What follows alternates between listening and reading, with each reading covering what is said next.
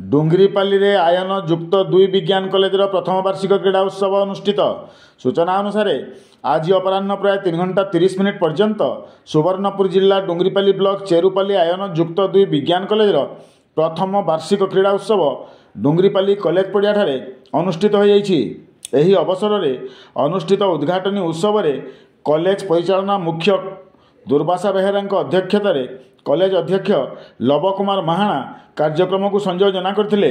कार्यक्रम में नुआपाली उच्च विद्यालय शिक्षक अमूल्य बेहेरा मुख्य अतिथि भाव जोग देथिबा बेले सम्मानित अतिथि भाव सांबादिक रत्नाकर सेठ एवं प्रशांत सेठ जोग दे छात्र छात्री मानू उद्बोधन दवा सह क्रीड़ा जीवन एक अविच्छेद्य अंग बोली परामर्श देथिले। छात्र छात्री सर्वांगीन विकास रे क्रीड़ा एक माध्यम बोली अतिथि माने मत व्यक्त करथिले।